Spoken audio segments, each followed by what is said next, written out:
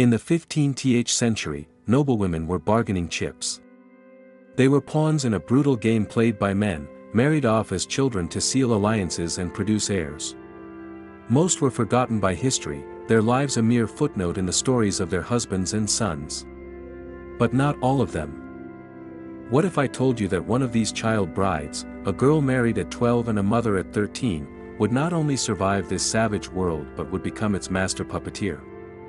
This is the story of a woman who endured unimaginable trauma, outwitted kings, and risked everything on a single, audacious gamble to place her son on the throne of England. She was the secret architect of the Tudor dynasty, and her story is more shocking, tragic, and inspiring than any work of fiction.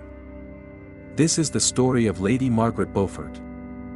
To understand Margaret, you have to understand her blood. She wasn't just another noble heiress, she was a descendant of King Edward III through his son, John of Gaunt. This put her dangerously close to the throne. Her family, the Beauforts, had a claim that was both potent and problematic. They were legitimate, yes, but a previous king had barred them from ever inheriting the crown. A legal technicality, perhaps, but in the bloody civil war known as the Wars of the Roses, technicalities were often rewritten in steel. Born in 1443, Margaret was the sole heiress to the vast Beaufort fortune. This made her, from the moment of her birth, one of the most valuable prizes in the kingdom. While other children played with dolls, Margaret's future was being debated in the war councils of the House of Lancaster. She became the ward of the powerful Duke of Suffolk, who planned to marry her to his own son. But the king, Henry VI, had other ideas. He intervened and granted her wardship to his own half-brothers, Edmund and Jasper Tudor. It was a fateful decision. She was to be married to the elder brother, Edmund Tudor, Earl of Richmond. There was no discussion. No courtship. It was a political transaction, and she was the payment. She was just 12 years old. Imagine it. At an age when a girl today would be in middle school, Margaret was thrust into a marriage with a man more than twice her age. Edmund Tudor was about 24, a hardened product of a kingdom at war. Their union was purely strategic, designed to bind the Tudors who had their own whisper of royal blood more closely to the ruling Lancastrian cause. For Margaret, this meant leaving behind everything she knew and becoming a wife. Almost immediately, she was pregnant. Her new life in Wales, far from the center of power, was meant to be secure. But the war had a long reach. Within a year of their marriage, the political tides turned. The rival House of York gained power, and Edmund Tudor was captured by Yorkist forces. Thrown into a damp, squalid prison, he quickly contracted the plague and died in November 1456. Just like that, Margaret Beaufort was a widow. She was only 13 years old, 7 months pregnant with a child who would be born without a father, and stranded in a hostile territory controlled by her enemies. She was alone, vulnerable, and facing the single most dangerous ordeal of a medieval woman's life, childbirth.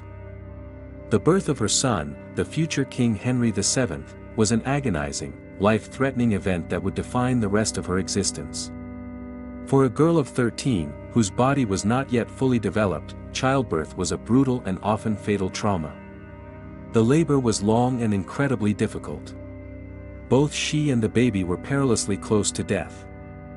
By a miracle, they both survived. On January 28, 1457, she gave birth to a son, Henry Tudor. But the physical cost was immense. The ordeal was so severe that it's believed to have left her permanently scarred and unable to have any more children. This fact is crucial. In a world where a woman's worth was measured by her ability to produce multiple heirs, Margaret would have only one. This single, precious child became the sole focus of her life, the vessel for all her ambition, her devotion, and her ferocious will to survive. She had one shot at securing her legacy, and she would pour every ounce of her being into making sure her son would not just survive, but triumph. Her son was her world, but she wasn't allowed to keep him. In the ruthless politics of the 15th century, a child with a claim to the throne was a threat, and threats were to be controlled. Custody of the young Henry Tudor was given to his uncle, Jasper Tudor, but when the Yorkists won a decisive victory, control of the boy was seized by the new Yorkist regime. Margaret was forced into another strategic marriage to Sir Henry Stafford, a younger son from a prominent Yorkist-leaning family. This allowed her to occasionally visit her son, but she had no control over his life. For years, she watched from a distance as Henry was raised in the household of her enemies. When he was 14, the political winds shifted again. A brief Lancastrian restoration saw him reunited with his uncle Jasper, but their freedom was short-lived.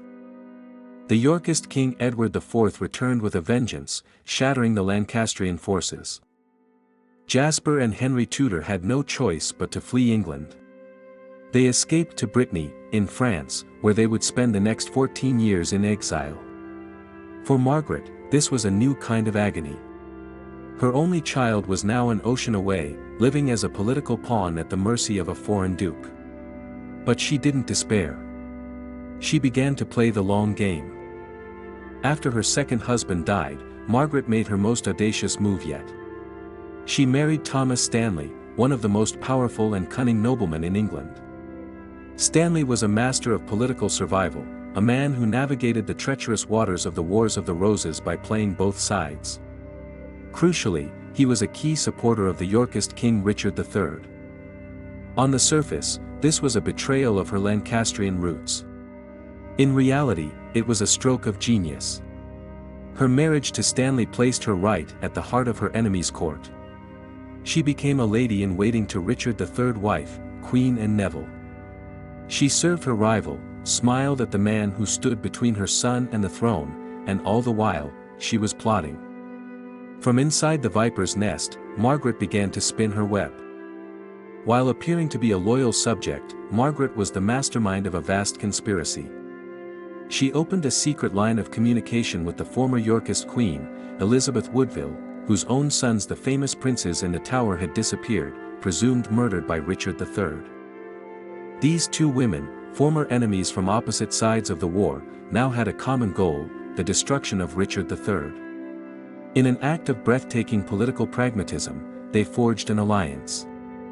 Margaret proposed a plan that would unite the warring houses forever. Her son, the Lancastrian claimant Henry Tudor, would invade England, defeat Richard, and marry Elizabeth Woodville's eldest daughter, Elizabeth of York. It was the ultimate gamble. Using her trusted physician to carry coded messages between herself and the Dowager Queen, Margaret coordinated the plot.